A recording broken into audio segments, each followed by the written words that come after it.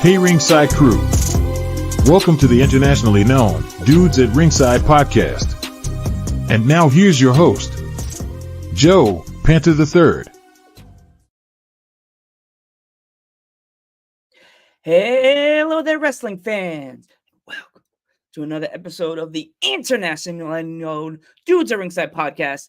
Good morning, fans. Sorry for the last minute. Didn't give you this a week in advance, but this is worth it because I have a friend from the UK wrestling scene that he's killing. Oh my gosh, dude, he's killing it. Welcome back, Soul Sessions. Welcome back to Dudes at Ringside, brother. Welcome back. Mr. Panther, it's a pleasure as always. Pleasure as always. So I've been watching you, man. You've been hitting the ground, man. Like, explain to my fans, like, if they didn't watch part one, they need to go back after this episode and watch it. But like, tell them what you've been up to, man. You've been doing a lot of crazy, like, fun stuff. Yeah, I've been keeping myself busy in many ways. Since we obviously last had a chat, I think I just finished my third season of the show, finishing with Danny Luna from Subculture and TNA. After that, got an opportunity to be a part of the TNA media crew, which talked to with Mike Boss Bailey and PCO. Started up the fourth season of the show and interviewed the NWA Junior Heavyweight Champion at the time, Joe Alonzo Jr. Continuing on there, got to interview Donovan Dijak just as he left the WWE, literally like a week after as well. So I got to chat with him about his departure, working the main roster. Worked for two companies as well, Bleeding Gums Wrestling, a deathmatch-centric company here in Scotland. I'd missed their show earlier in the year because I was away on holiday, but came back for their Double Death Day. Now they've got another show coming up in Dundee, which is Liquid Filth. Also worked for Power Pro, got to do two of their shows, Unforgiven and Truth or Dare 2. They've also got a Christmas show coming up. It was a night at the Wrestling Free. Nonetheless, I'm going to be nearly hitting my 150th episode of the show altogether. When that will happen, it's probably going to be late October with the schedule I've got planned up, but productive, tiring, but worth it. Yeah. Crazy, man. I'm so proud of you, man. Congratulations on all your success on your interviews. You also interviewed a female wrestler recently that she's hard to get in touch with, that awesome, dangerous female wrestler you just interviewed. Nightmare? Is it Nightmare? No. Nightshade. Yes. So yeah, no, Nightshade's an exceptional talent. Truly is. She'd had that amazing 5-on-5 at Rev Pro Anniversary 12 against the Cutthroat Collective. She's an exceptional true talent, honestly. She has shined from when I had her on back in season 2 to now. Just to see what she's done has been truly blessing. You know, holding championships across different countries. She was Pro Wrestling East, which has had to go into a hiatus stage for next year. So they're going to be back, I think, in 2026, hopefully. But now I'm any guest I have on just to see them do anything that they do, whether it's championships or get a big opportunity for a match.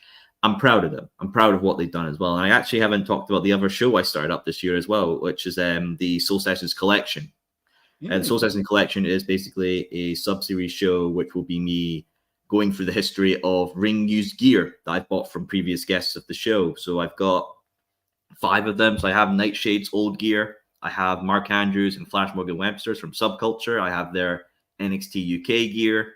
I have Blue Nixon's deathmatch gear from Wire and Ice at Bleeding Gums. And I've got the next one, which will be revealed, will be Brett Semtex's Wire and Ice gear as well from Bleeding Gums Wrestling. And I've also got 2 more purchased, but on the way hopefully soon.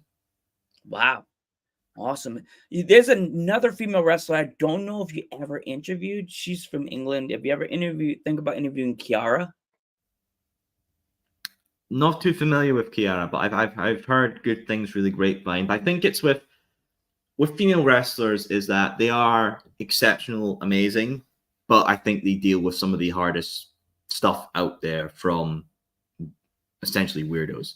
Like, yes. The thing is, if you're going to have female wrestlers on your show, you've got to first introduce yourself and treat them with respect and understand that they might have their DMs on private or don't want to be contacted because they get creepy amount of weirdo messages from wrestling fans, and I think that's the stigma that I've seen with wrestling fans, and sadly, I think that stigma is warranted with some wrestling fans because they are weirdos. From people I've had in my DMs asking me about female guests, or female guests asking from their own opinions and what they've had to experience. Like, they're amazing and they deal with a lot of stuff.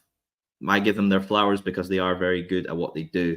But the amount of stuff I've had to see them deal with is it's I can't say because this is live and we're PG friendly here, but it's a shame that they have to deal with that.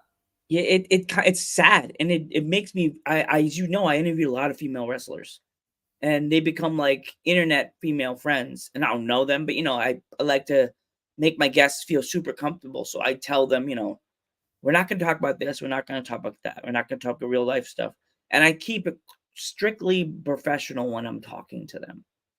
I make it feel like we're talking business, like if it's like a business meeting, and I have like, here's what I want to talk to you about. We'll stick to that, and that's it. After the podcast, if you don't want to talk to me again, we're good.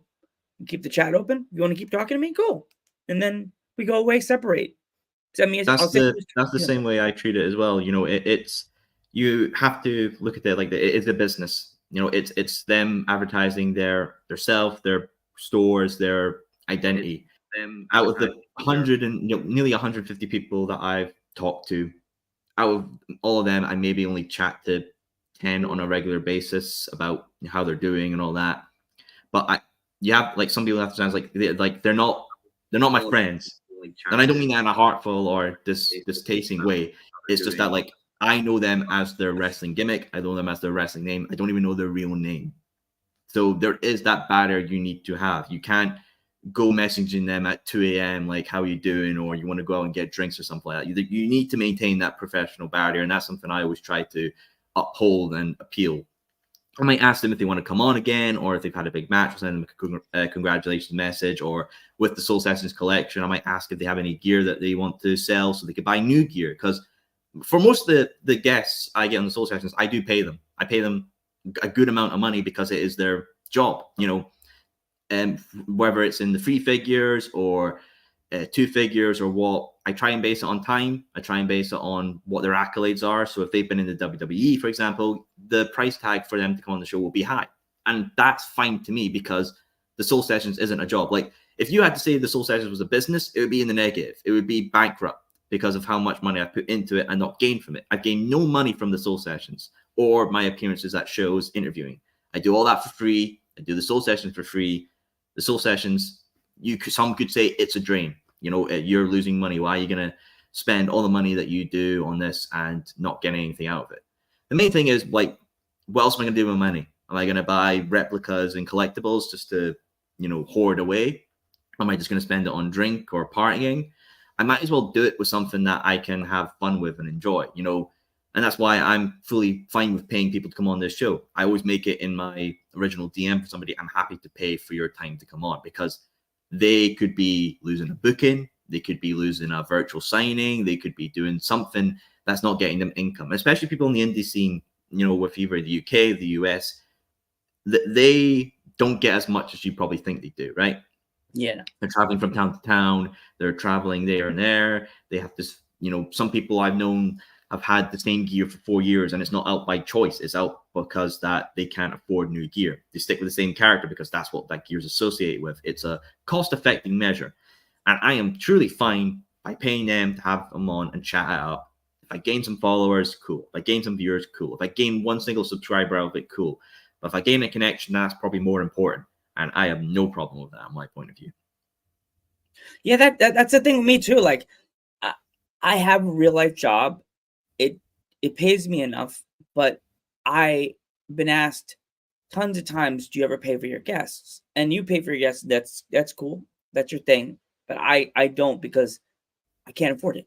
I can't afford to go out and pay a wrestler $50 an hour to come on the show, or 50 quid come, or 100 quid to come on my show. And I would, if I had the funds for it, yeah, I'd do it.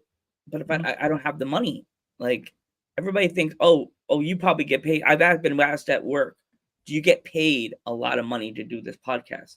No, I do this for the love of professional wrestling, independent wrestling, hashtag support independent wrestling. And I added a new one. So hashtag support global independent wrestling. If I had the funds to do it, I'd buy Kiara's first gear. I'd buy Shorty's record cover and put it on my wall right in front of me. I'd buy Alfie's replica of her doll so she didn't kill me and put it on my wall. I would make it like a wrestling hall of like global wrestling like museum in here. Is what I would make my room like. Mm-hmm. I get your suit and tie and put it on my wall. That's the thing as well, mate. You know, I'm able to do that, and you know, it's got me opportunities because I paid someone that worked at Progress to come on my show. I got noticed by Progress Management. I got the owner of Progress on by that. I got to have him on again, and then I got to meet him, and I got to go VIP for Progress Chapter 170 during All In Weekend. You pay forward, it will be rewarded in the future. And because I did that, I've gotten so many cool opportunities. Like I got to interview the owner of Riot Cabaret, one of the hottest companies now in England, with Nina Sam going against Thunder Rosa coming up at their next show, Thunder Road. Like, I'm happy to put in the amount of money that I am into this, to the guests and all that. It doesn't bother me. Some people, I understand that that's something you can't do. It's just the nature of the beast. Yeah. And it's a thing for me and you, and I know I could tell in your voice when I watch your videos. It's like for me when I go to my shows, you're having fun. That's the most important thing is with this independent wrestling scene. It's hard. It's hard because a lot of us are not very big podcasters. I had somebody say to me, "You're not a wrestler," said it, and it to be honest with me, and I didn't get mad. I just thought about it for a second. I was like, oh, okay. He's like, you're not a very big podcaster. You don't have thousands of views and thousands of like subscribers. And I'm like, I do have 1,000, 1,080 something. But not talking about amount of subscribers I have, but I know where I came from, being just a pre and post show with my old show, Wrestle Talk, and then the podcast starting 3 years ago. But it's building on this channel again, and it's beautiful the way I've brought this podcast back from the floor and brought it back up like a phoenix. And everybody's like, dudes at ringside. When they see me at the show, they see the red glasses. They're like, oh, it's Joe. What the fuck's Joe? Who said the name? Why is he here? Like the Joe Henry thing, even though I'm Joe Panther. But for you, when you go to shows, do people automatically recognize you, or do they have to take a second? I mean, I've been recognized at Bleeding Gum shows because I've been with Bleeding Gum since the beginning of their inaugural show. I even interviewed the owner, Andrew, when he was thinking of starting up the company and going for that. I've been recognized at Power Pro because I did some of their shows, but like going to like just to say like a Riot Cabaret or AW Dynamite or even like Discovery and all that. Like, no, and I'm like, I'm fine with that. Like, I don't need to get recognized to feel validated in doing the show. I'm not someone that's hogging for the spotlight or something like that. Like, I will do what I can. Someone recognizes me, cool. So yeah, I've been recognized maybe like up to a handful of like 3 times. But, I did stuff with the Hot Tag Foundation, which is a charity here. And they're doing truly exceptional things. They got the Toy Owl Rumble. I've got a raffle of myself going. I am auctioning off. Actually, let me grab it. I am auctioning off one of my replica belts. Ooh. I am auctioning off an NXT Tag Team replica title. Look at that. Look at that beauty. So yeah, don't worry, folks. This isn't some knockoff or anything. It's an official replica. So yeah, you just go down to the Soul Sessions Instagram page or even the Hot Tag Foundation. You're able to enter in for a raffle. It's like £1 a ticket. We've still got plenty of places up. So go on there. You're able to get yourself that and have a chance. All the money will be going to the Hot Tag Foundation for the Toy Owl Rumble. I'm not getting any penny from this. I can assure you that. It's all for the charity. So do it. They're a great foundation, and I hope to see them do great things in the future. That's a beautiful thing. I love charities. As me and my mom always for a while we're doing stuff for breast cancer awareness. I lost my grandma in 2008 of breast And from cancer, this, I can and assure you it that still it's hits all for the hard. charity. It's still sad to like know that my grandma is gone. Mm. And like to hear people are doing charity stuff and they're not getting a dime from this at all is absolutely fantastic, dude. I love it. I love it. I love it. I love it. But for you, when it comes to this stuff, wrestling and stuff like that, do you ever feel like there's a limit amount of like shows and episodes you could do before it feels like it's draining you and making you tired? Because for me, I do it like I have a show tonight. We'll talk about it later. But for me, it's like I do 2 episodes a day on a Sunday because Sunday is the only day I can really get the UK guests and then have an American guest at night live or pre-taped. But is there a limited amount of episodes you could do in a day before you're like, whoa?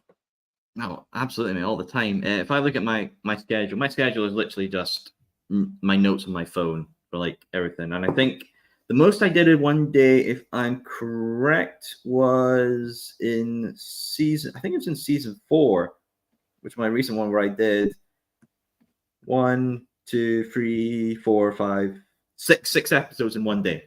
That was the most I've ever done. Is 6 Wow. separate recordings in one full day, and I took like a full Saturday off in doing that. But I'll be honest with you, Joe. I've considered ending all this 3 times, like just Wow. packing it in and walking away. First time was when I hit like episode 10, and at that time I was still in higher studies at that time, and I was sort of like I have to either think of studies or what. So I ended up just taking a wee break and then come back, and I just continued on there. Second time was obviously when I departed Wrestling Republic, and I had to start up my own channel and everything. And I thought, I've done 49 episodes. Is it a good little thing to leave in the past? Could I even bother setting up my own thing? I didn't know I had to do my own logo then. I had to do my own editing. I had to do everything my own. I didn't know how to do it. Took a week or 2 to learn. Then did the season 3 premiere, 2-part premiere, which I did. And then the third time was when I went 100. I hit 100, and I was sort of thinking to myself, I've done some fun stuff. Work life's getting a bit crazy. Do I just pack it in and, do that? And I don't think it's wrong to have those feelings of wanting to pack it in and leave it all behind, because then you have those spur of the moments where you really enjoy it. And like, if you think about it, from episode 10, when I was going to quit, if I didn't do that, I wouldn't have been, part of Wrestling Republic for so long, meet the guys that I do the Wrestling Republic daily with every night at 8 p.m. on their YouTube channel. I got to go to WrestleMania 39 in LA because of that. I got to meet some of the best friends I've ever had. If I left when I departed Wrestling Republic, I wouldn't have gotten on great people within the Scottish scene. I wouldn't have been so well connected within the Scottish scene, the UK scene in general. I wouldn't have made my way back to Wrestling Republic to do stuff with those guys. I wouldn't have got Mark Andrews on as my 100th episode. And then again, if I quit at 100, I wouldn't have gotten Flash Morgan Webster. I wouldn't have gotten Danny Luna. I wouldn't have got to interview the owner of Progress again. I wouldn't have got to interview the owner of Riot Cabaret again and make connections with these promotions. There are parts times where I look back and I think every point and every episode and guest leads to somewhere else in the future. And I am proud of that. I'm truly proud that there is this connective tissue within the show. But as I mentioned when I was on last time, that I am looking of changing this thing completely on its head in a new direction. With the character thing I mentioned last time, of embracing a new character for the show and giving it more of a character-based approach. I've been really watching a lot of shows I used to back in the day that I kind of like the character-based of. Like, I've been rewatching Dexter, and seeing how Michael C. Hall plays Dexter is what I want to bring to this. I want to take this into a very character-based thing. I want this to be the Soul Sessions in itself right now is a good platform for the wrestlers to get over who they are, how they got into the business, and highlight some matches. But I find it so more enjoyable when I do stuff like the fully character stuff, kayfabe, going into the kayfabe characters' desires, having characters come on and they're hyping a match up in the future, and you're playing, ringleader, trying to get them to behave in one way. But I want it to be that people could watch what I have planned for the soul session in the future and see a connective story in the background of me. Now, some people may say, well, that's you trying to get yourself over, you come well connected. Maybe, but I see it as a way to challenge myself in my creative mind, because you do something for so long, you think that, is this all I can do? Do I want to spin it up? Do I want to challenge myself? And that's what I want to do with what I'm planning to do in season 5 of the show, is challenge myself with a fully character-based interviewer approach. Now, look, this blows up and it's terrible, and people are like, well, we just want the old show back. We don't like this whole new character thing. We don't really watch it for you. We watch it for who you get on. Then fine, then I can easily write a story thing in where the new character, trips over and breaks her neck and they're done in, and I just walk in as like a weird, like Dallas did back in the day, where they basically retconned the whole season because it was terrible of a character dying off. I'm fine with that. The last 5 episodes. But if I can make this character work and truly do it in a very cinematic approach, then I will be very proud of that. Now, it's going to take a lot of money to go into this. Like, I've got a new set mind I've got lined up. I've got props I want to get, new outfit, the mask. I've got the mask. The mask is made. I'm going to get maybe 4 more of these masks made to customize them. I want it to be... The best thing about wrestling is that it's characters and stories. Now, how many interviews, obviously, like us, Joe, are person behind wall, maybe in a get-up, maybe have a way thing that's just asking about what got you into the business. What's your favorite matches? You like the WWE? Oh, yes, so on and so on. But I don't think there's an interviewer out there for wrestling that challenges the aspect of character. I want it to be that this new character challenges the guests' desires and ambitions. If you have a babyface on, you could say, well, you've lost 3 matches in a row. You haven't done well at all. You've tried to become champion. Are you really working at this aspect, or do you need to deep down and go into your own little desirable pit and embrace upon some new actions? Then you've got a heel on. Well, you're not loved by the people. Are you truly alone? Are you just a loner that's walking around as somebody that hates themselves because you're not loved by others? Like, challenge it. Challenge what wrestling is of the characters of the babyface and heel and the tweeners in between. Challenge yourself to grow. And that's what I'm going to do probably next year when I have all the pieces lined up. But I'm not there just yet. It's, again, still all the pipeline. There might be a time that I wake up and think, nah, this is all stupid and a bit cringy. It's a bit TikTokery. I'm just going to put it in the back file and never look at it again. If it works, it works. If it doesn't, I have an out. But it's always good to challenge yourself with new things. Yeah. With myself, like, I go to these shows like when I can, because I work a real job, and Saturdays is always a tough one for me now. And I used to always go to a show by me. And if you ever come to the States, if you ever come to the Keystone State, definitely try to come to PPW in Slatington, Pennsylvania. They do it at like an expo center, and their roster is absolutely fantastic. Paul Bow puts together like a fantastic show. Female wrestler that you definitely would love to like meet and talk to, because both of them, actually, they're on my microphone. I bought their little slam buddies, Danny Moe and Visage. Mm-hmm. Visage would fit in any roster in the UK and compete. The man has 5 titles. Like, he has like this, and they're just all in his arms, just hanging and they're just chilling. Like, he's just a phenomenal. He's a high flyer. Like, the man could jump. He literally was doing a move, and jumped up and grabbed the pole of the building and did like a flip and gave a guy a Hurricane Rana. I don't know. Rey Mysterio would be like, my boy, not my son, but Dominic ain't my son no more. Like, I have a new son. He's white and his name is Visage. Like, and Danny Moe, neon blonde, or superstar. Woman could take over a women's division like that. And just take titles. Come in, Thanos that shit. Boom. Gone. Like, there you go.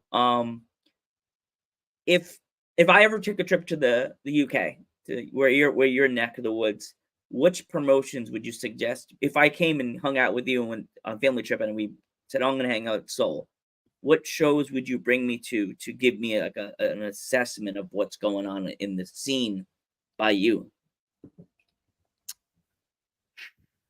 So I'll say this. I don't know much about Northern Ireland other than OTT. And OTT is very popular, and I think is probably one of the bigger promotions in Ireland.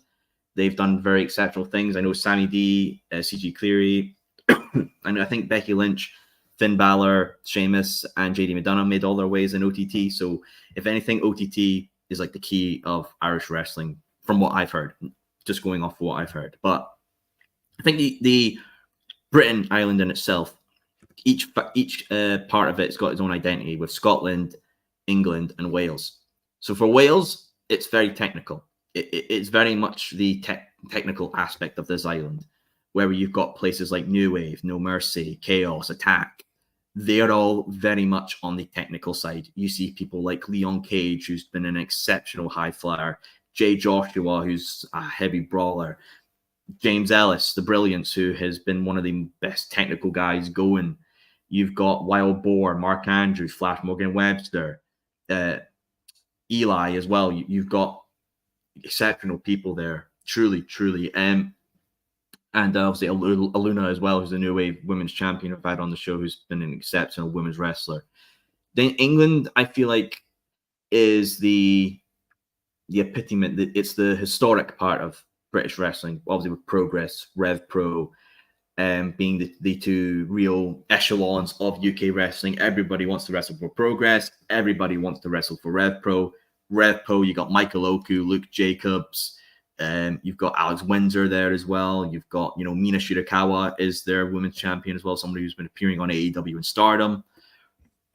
Rev Pro is like it's the name place, because of the Osprey's made his way through there. Ricochet's made his name through there, and many New Japan talent have made their way through there. And obviously Progress, somewhere I'm closely associated with the owner, Lee McAteer. He's a great guy. I can't say more about Lee. Truly one of the most hardest and truly passionate guys when it comes to Progress's company. Obviously Karen Noir, somebody who really was making their name up in the UK scene, had a devastating foot injury in a steel cage match against Spike Trevay, I believe. He's recently came back. He's now going to be challenging Kenta for the Defy Championship at the next Progress show. And Riot Cabaret is really fun antics, where you will see people who have been on Rev Pro and Progress shows having fun, having silly matches. Like they had I think an hour and 20-minute no false count anywhere match between Amira and Cassius, I believe it was. That they went around skate parks, they went on the London Underground, they went on a yacht going up the Thames. Like it's amazing and fun. And when you see people like Nina Samuels, Mark Andrews, James Ellis, and Tate Mayfair represent that company, they represent it with the respect and honor that a company like that does. They don't, it's a fun old place. It's cheeky fun. We're not going to take it any less seriously. They take it seriously and they really respect it. Scotland, though, I feel like with Scotland, it is very much the family-friendly place. You've got Community, you've got Attitude, you've got Power Pro, and you've got Pro 2, Free WL, you've got Valor, that all really represent the appeal of family, making good affordable ticket prices, putting on shows that can be enjoyed by a family who just wants to have a wee night out at 6 p.m. before they come back for dinner. Obviously, Bleeding Gums Wrestling, the deathmatch promotion that I work for as well. We're doing really great things, obviously, with Liquid Filth coming up in Dundee in November 10th. We've got Emerson Jane versus Franco Fate announced. Our champion, Alton Thorne, will be going against Tim Strange. Like, they're doing stuff as well, and they're catering to a part of the fandom that some people don't know about. Obviously, people are going to be on about, ICW. I don't know much about ICW anymore. It's not really a company I follow to the T anymore. It's still doing some fun things that have a passionate fan base around it, but it's not something I'm fully informed with. Obviously, Discovery, Joe Hendry owns that promotion. He's been coming over sometimes and shows up.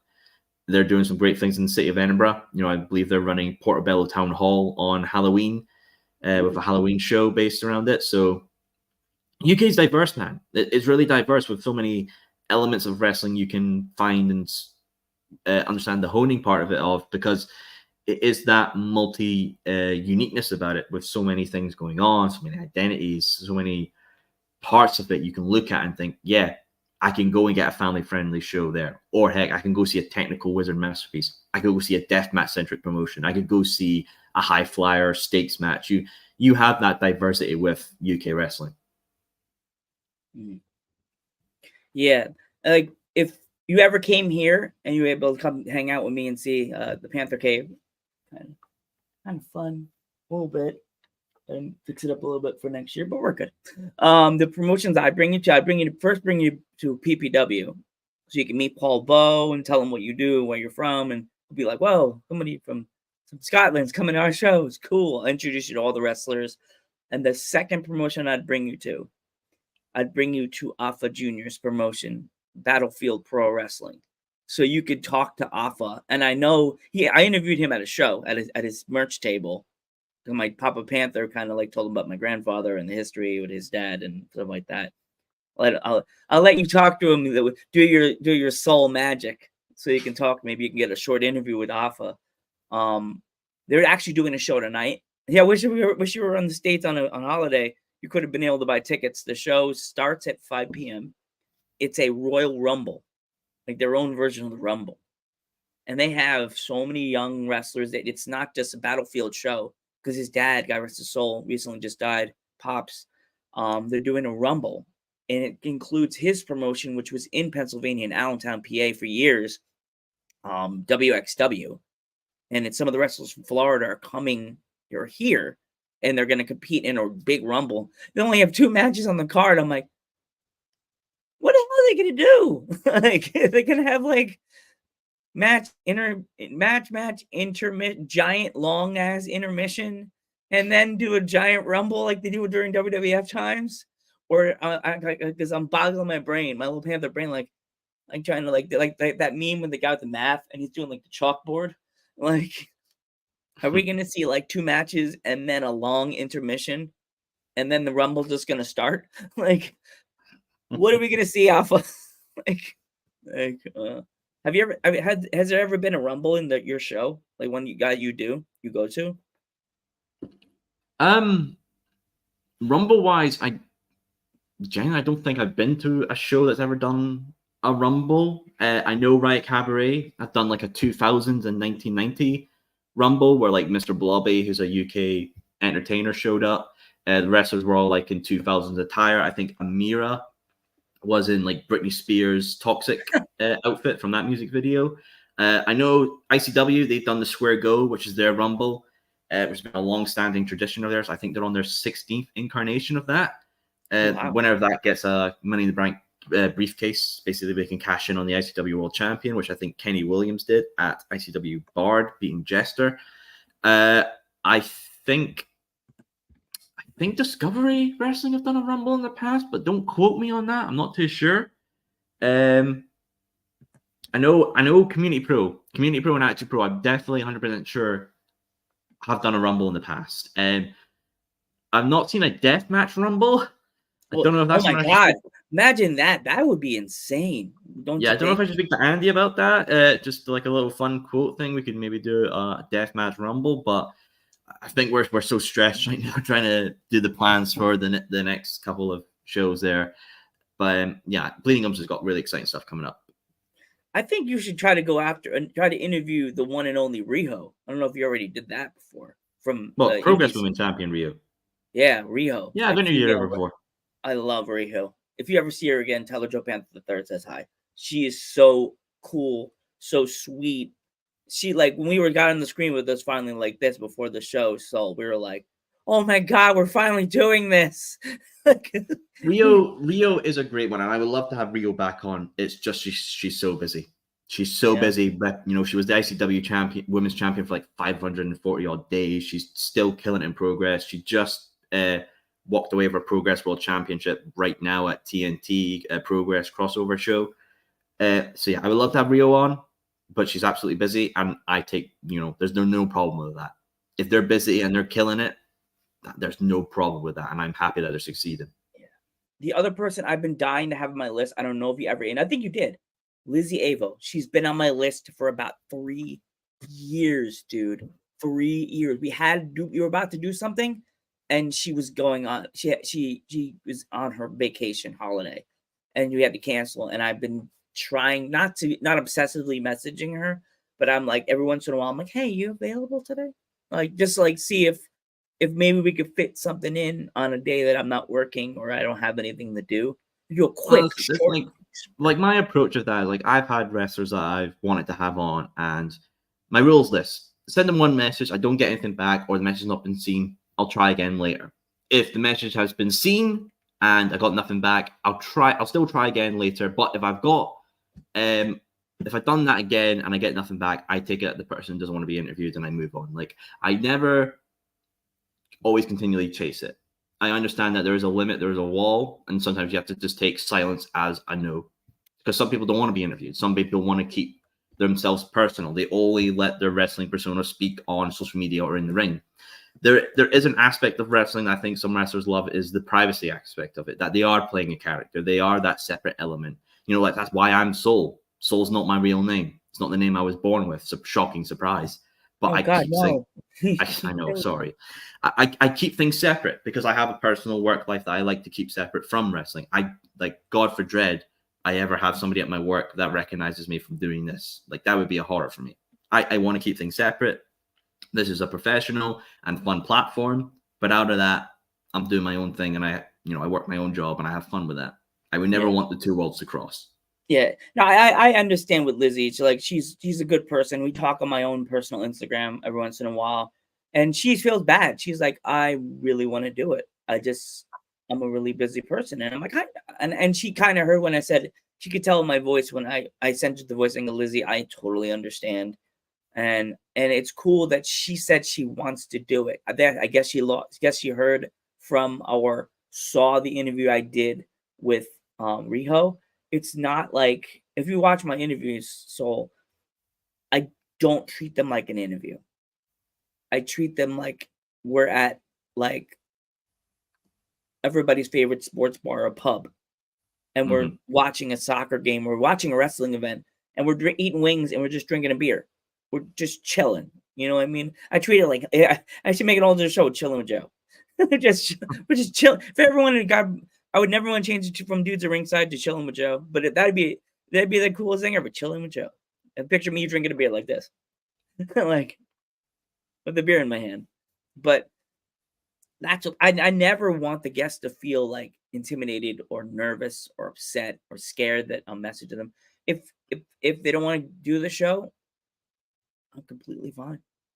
That's totally fine. It's their opinion, their life. I don't want to make anybody feel weird or nervous, unhinged.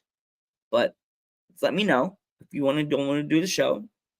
It's off the table, and I completely understand. You know, if I just recently had a guest, not saying their names. I hate doing that to people. It makes me feel really upset about that. But I was supposed to do a live a few days ago, and the person said, "Oh, we'll be there." They completely ghosted me that morning. Didn't even message me. Didn't even tell me anything. Just ghosted me.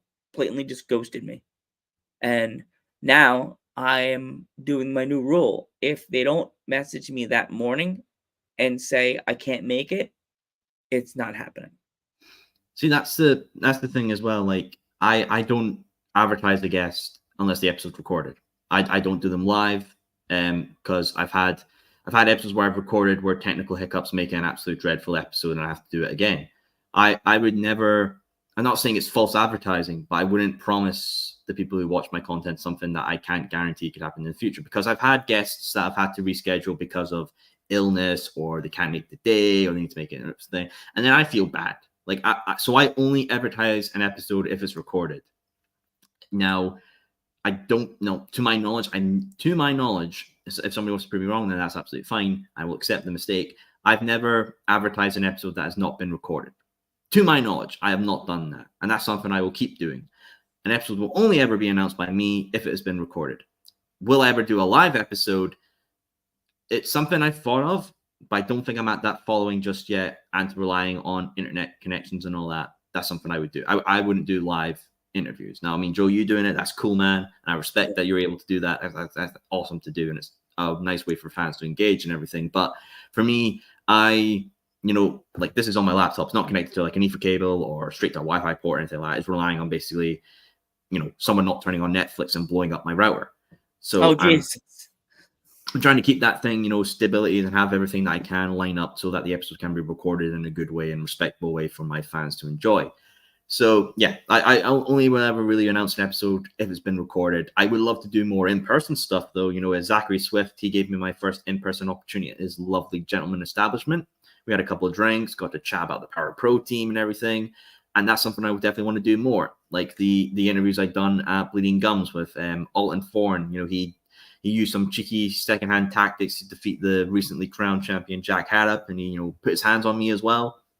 Understand the risks, got to do that, but you know, he is the champ of the company. We've got to give him some leeway.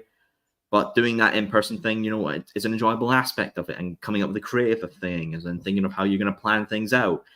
But yeah, I really genuinely ever advertise an episode when it's been recorded, because I have been, you know, either people have changed plans, people can't make it, or they don't reply to your messages and just don't turn up. It happens. And if that happens to me, you know what I do? I just close the StreamYard, I go have a drink. If I got somebody on next, I'll get them on, or I go and look up somebody to replace about it. I don't hark on it too long. Yeah. It is what happens. Wrestling is a bit of a carny business. There will be people that will just do it for laughs or fun or whatever, they get the enjoyment kick out of it. But you just keep going. Don't dwell on it too long, because you don't know what's going to happen or whatever. It could have been something that they literally couldn't have been replied to. It could have been something very tragic or serious. People have canceled shows for other things as well. Just get on with it and just like truck along. Yeah, I try not to harp on it, but it kind of like made me sad because I had the female wrestler booked, and then I messaged the male wrestler, and I realized, I saw the promo pictures together, and I asked him, maybe you can ask her, maybe if you want to do it together as a couple, see if that's okay. And he's like, yeah, I'll message her now. I'll talk to her now, because she was traveling. And he said, yeah, she wants to do the episode with me on Wednesday. And I'm like, cool. That's fine.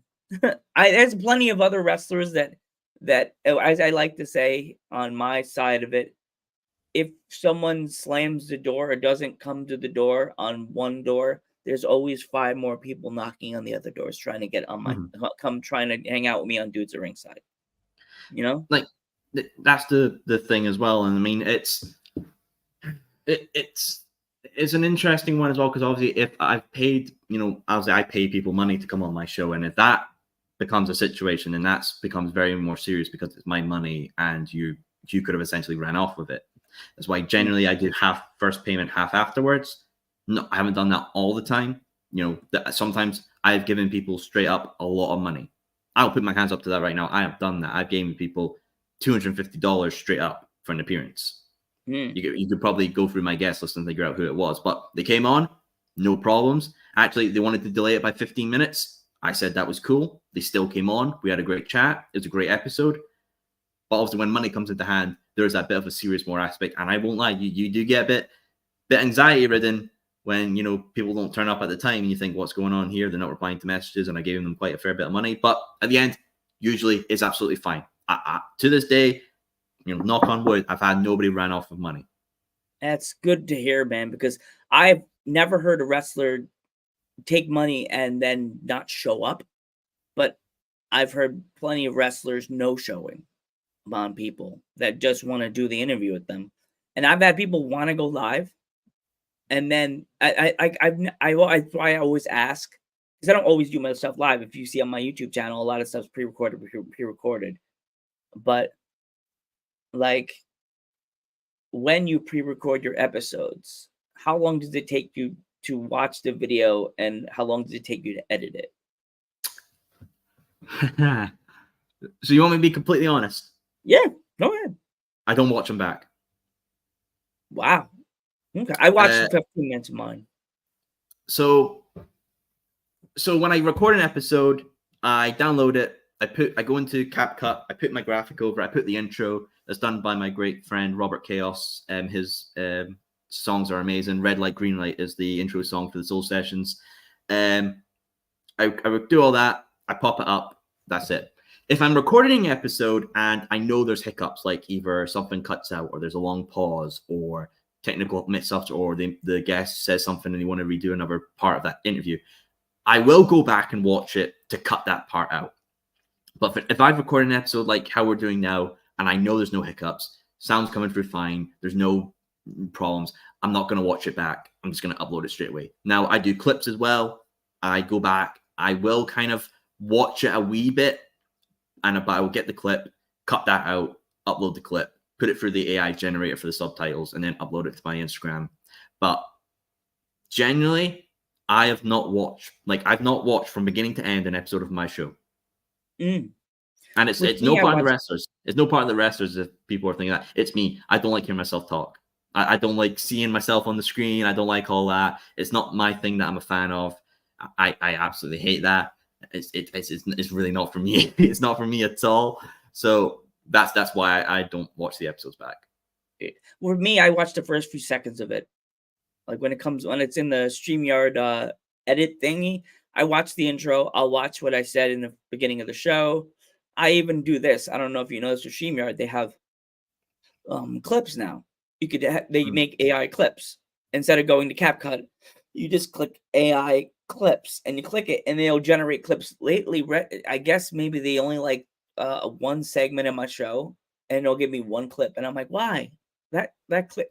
I do a show on Mondays with my my nerd friends Rain and Val, and lately they just one episode only had one clip, and I was like, no, he's gone. You gone. Bye. Gone. But things like I've done clips where I've had to piece them together because it flows more well and all that. And I like that manual aspect of making clips. I enjoy making clips. Making clips is probably the best decision I made for the show because it got me so much traction and so much investment. And I'm proud I've done that part. But I think a lot of people have the dislike of AI and all that. And yeah, I can understand it. You know, I could pay somebody to go through my episode, cut it out, and do their own little subtitles on in every single word. I could absolutely have somebody do that. But when there's that publicly wide available tool that I can just download on my phone for free and then pay $12.99 a month to upload my clip, have it stored, customize subtitles and everything that makes the flow go well, like I'm going to take that option. And I know a lot of stigma is towards AI and all that because obviously, it takes away some jobs and all that. But there is the realistic aspect of it. There is the aspect of how could I pay somebody to do that? Or while there's a publicly available tool, do I not use it? I'm definitely going to use it. It's a tool to be used. It's not a tool to be admired because it's not the tool you like. Yeah. Well, the other thing with wrestlers, when you go to their shows, I'll look at a table, see what of guests I've had on the podcast, if they have stickers or I never had Danny and Visage, but I had to buy their pops, their Smash Brother things. I bought them at their show. They both autographed them from me. Had to, but then Danny's like, I gotta interview I gotta sign yours, Joe. You're cool. You're funny. And Visage is like, yeah, I did. He was like Michelangelo with hair. But do you ever go to their tables and buy merch from them also? Because I do that all the time. I love buying stuff from wrestlers. So out of all the guests I've had, I've only ever bought one of their merch. Which was Take Mayfair's shirt. I bought it all in 2023 weekend, simply because my upper shirt ripped and I needed a shirt. And he was like, "Bro, can I just get something?" He was like, "Yeah, man, honestly, here, take this, and I'll chuck a few quid over and all that." Generally, that's only because I have a lot of shirts. I have a lot of wrestling shirts and a bit too much, honestly. I kind of another thing as well. I don't like to wear wrestling shirts to wrestling shows. Unless it's a big event one. See, when I was at Revolution for Sting's last match this year, I wore the first real AW shirt I bought, which was the Sting debut one with his face on it. So I wore that because it was a way of, respect to what Sting done and all that, and to commemorate the retirement match. Now, I'm not saying wearing a wrestling shirt is wrong or anything. Please do not get me wrong. You want to show your support for Liv Morgan or Rhea Ripley or Damian Priest or anyone of any wrestler type, indie or big company, whatever, you can absolutely do that. For me, I would rather, treat it like a concert or a sporting event where I'm just going there to enjoy it. I don't want to treat it like work. I don't want to treat it like I'm there as a, hosting or interviewing afterwards. Or I just want to go there and have fun at the end of the day for wrestling shows. I absolutely would love to have like some of the guests I've had on shirts and all that, but I feel like I supplement that by buying their gear. That's how I kind of support them, because like the gears I have there is of all the money I've put towards it is probably near enough, maybe like under $1,000 for like the 6 pieces of gear I've got coming. It's easily under $1,000 worth. So like that's like many multiple times shirts that I could buy. Instead of, why would I buy that many shirts when I could buy one piece of gear that means so much to them? I mean, if that's Flash Morgan Webster's tights from NXT UK Blackpool takeover, literally on that chair right there. Like I bought that, and that's my way to support them, and with how much I pay them to come on the show and all that. It's my way of showing support. It's my way of giving that money investment there and advertising, because I'm going to get all this framed up. I'm going to do the Soul Sessions collection as a YouTube show as well. That's my show of support. Awesome. Before we go, are you going to is there any shows in Scotland that you want to promote that the fans could maybe watch, if it's on YouTube or Twitch or Facebook, anywhere live, any upcoming shows? So I'll go down I'll try and go down the promotions that I'm going to or been associated with. I'll try and do them mostly. Starting in England, obviously Progress on Demand, their app. You can watch Progress shows, all the previous chapters, best of, Ginny, Walter, Tyler Bate. So yeah, Demand and Progress Plus. You get that for your phone online and see all the Progress stuff. Riot Cabaret, they've got their recently launched streaming service, Riot Cabaret Gold, where you can see all the previous Riot Cabaret shows. I believe you also get merch discounts and like newsletters and ability to get tickets before they go on general sale. So Riot Cabaret Gold. Wales, No Mercy Wrestling have their own demand service as well. So you can get that for No Mercy Wrestling on demand. Chaos and Attack, a New Wave, I don't think have an on-demand service, but they have YouTube channels and Instagram, so check them out as well. Going up to Scotland, Power Pro, they have their Instagram, they have their YouTube channel, and they have a TikTok as well, showcasing their company and some of their matches and shows. Discovery Wrestling, YouTube, they don't have an on-demand service. I've worked with the previous owner, Billy, twice. Great guy. Joe Hendry's leading the company in a very fun and amazing direction. Valor. He said his name twice now. I'm glad he didn't pop on the screen. Not yet, sadly. Maybe one day. Valor, they've recently launched their YouTube series, We Are Valor, I believe, which is on their YouTube channel. It documented their last show. They've got another show coming up, which I'm going to be going to, Red Dead. I think it's literally Red Dead Redemption 2, I think it's called. If I'm wrong, sorry about that, Valor. I know August Artois is coming over from the States for that show as well, where he's going to be defending the FIP World Heavyweight Championship at that show. 3WL, they have their on-demand service with Progress, so that's on Progress On Demand Plus. I haven't missed anyone out. ICW, they're on Triller TV. Bleeding Gums Wrestling on IWN TV, Independent Wrestling Network TV. You can get obviously hundreds of other, literally thousands of other independent shows on IWN TV. But obviously Bleeding Gums Wrestling is there. You've got the Ultraviolent Referendum, the Lust for Death tournament, which crowned the inaugural champion. You've got Wire and Ice. You've got Double Death Day, which will be coming up as well, which was which was Caution, Death May Be Hazardous to Your Health, and Art of Death. I believe we're also going to be uploading the crossover show we did, Clash of the Castle Weekend, which was with Valor and 3WL. We'll be uploading the Bleeding Gums Wrestling portion of the matches from Backlash on IWN TV as well. And of course, Liquid Filth will be up there as well. But people love physical media. You can get all the previous Bleeding Gums Wrestling shows on DVD at deathmatchoutlaws.com if you love the aspect of physical media. And I think that is everything. Awesome, dude. Do you have any upcoming episodes that you want to promote before we go? The one I literally recorded before you, mate, I'll say that it was with JB Dub. He's a Scottish wrestler as well. He's kind of a gunslinger type. He introduced a championship called the JBW Hardcore Championship, which has kind of been making rounds around the UK. The Wanderers had it. I think Hornswoggles had it as well. Ronan King, Sammy D. It's really that essence of 24/7 championships back from the 90s, obviously with Mankind. He's trying to get that belt back because he's technically never held it when it's been recognized by CPW and APW. He's only the creator. So he wants to actually have a reign with that belt. It's currently held by the Wanderer as we're recording, but obviously with 24/7 belts, they can change hands multiple times before they end up in, favorable hands. But JB Dub has an opportunity, won a match type to get a specific match, an opponent of his choosing. He wants to choose the Wanderer for that title. And obviously, if the Wanderer still has that by Governiversary, which I think will be in next January. Don't quote me, sadly. The show has been announced, but I know it's going to be at Governiversary.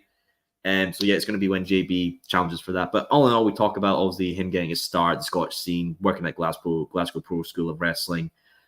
Nonetheless, yeah, fun things. It was a really great chat. Awesome. So I want to thank you so much for coming back on the podcast. It's an honor, brother. If you ever looking for a guest to come on your podcast and have me go on your show, so I know you don't really interview pro wrestlers too much, but I'm more my philosophy with the Soul Sessions. It's more companies and wrestlers. I fully I appreciate what you've done for me. Like honestly, I appreciate you giving me this platform and all that. But with my show, the identity of what I want it to have, it's fully wrestlers and companies, because I don't want it to be like, because it feels like I don't want to say like I'm trying to plug myself. If I'm getting another podcaster on, that's how in my mind I feel it. And now some people might say that's a bit hypocritical of me coming on, obviously on Joe's platform and promoting my own stuff. I understand that, and I appreciate what Joe does. Obviously, at Dudes at Ringside podcast is a great show. It's fun. I enjoy it here and having a wee chat with Joe. He's a great guy. But I like to keep my show with his own identity. I think we're allowed to do that. What identities we want to keep it on. So I primarily like to keep it with wrestlers and companies that have been associated with wrestling, like Upper Deck. I've interviewed wrestling documentaries on the show before. I like to keep it in that field. I get that, Soul. I just maybe like I guess I've never been on some a UK podcast being interviewed, and that'd be kind of cool. But you're the man, Soul. I'm so happy and appreciate that I have you part of my podcast family.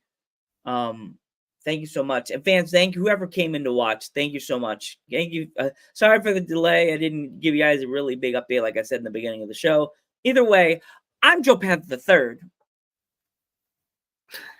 You make me introduce now. Oh, doing all the work. Don't worry. I have been Soul, host of the Soul Sessions. If you've been having a wee drink, finish up your drink, put your chair away, and thank you for joining us for an episode of Dudes at the Ringside Podcast Live.